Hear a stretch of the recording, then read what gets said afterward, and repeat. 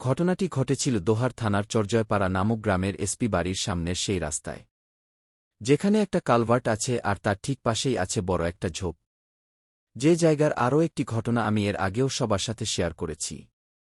এখন আমি সেই জায়গার আরও একটি ভয়ঙ্কর ঘটনা সম্পর্কে তুলে ধরছি। এই ঘটনাটি ঘটেছিল আজ থেকে প্রায় 7 বছর আগে। একদিন এক রিকশাওয়ালা রাতে এক প্যাসেঞ্জারকে নিয়ে সেই রাস্তা দিয়ে আসছিল। রাত তখন প্রায় আনুমানিক 11টা কি 11:30টার মতন হবে। আমরা জানি যে গ্রামে 9টা-10টার দিকেই প্রায় বেশিরভাগ মানুষ ঘুমিয়ে পড়ে, তাই সেই সময়টায় সেখানে একেবারেই জনমানবহীন ছিল। তারা দুজনেই সেই রাস্তা ধরে যাচ্ছে। এমন সময় তারা কিছুটা দূর থেকে হঠাৎ সাদা কিছু একটা লক্ষ্য করে।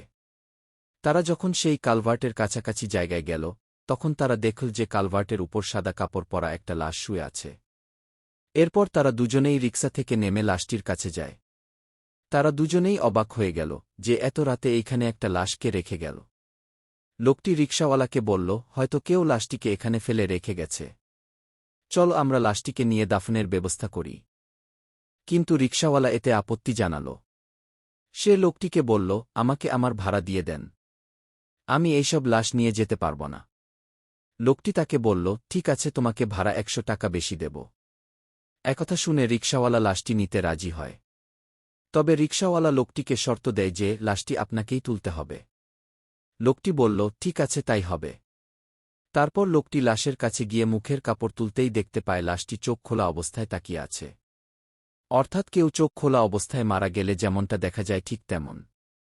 এতে সে একটু ভয় পেয়ে যায়। এরপর সে লাশটির গায়ের কাপড়ের আরও কিছু অংশ সরাতেই দেখতে পায় লাশটির শরীরের পশমগুলো বেশ বড় বড়, যা কোনো সাধারণ মানুষের থেকে একেবারেই আলাদা। অর্থাৎ পশমগুলো ছিল ঠিক ভেড়ার শরীরের পশমের মতো। এটা দেখে লোকটি চিৎকার দিয়ে অজ্ঞান হয়ে যায়। আর সেই রিকশাওয়ালা এক চিৎকার দিয়ে সেখান থেকে দৌড়ে চলে যায় আর এক বাড়ির সামনে গিয়ে পড়ে। তার কথা শুনে লোকজন সেখানে যায়, কিন্তু অনেক খোঁজাখুঁজি করেও সেখানে কোনো লাশ পাওয়া যায়নি। এমনকি সেই লোকটিকেও সেখানে আর পাওয়া গেল না। পরদিন সকালে সেই কালভার্টের নিচে সেই লোকটির লাশ পাওয়া যায়, কাদায় অর্ধেক গাড়া অবস্থায়।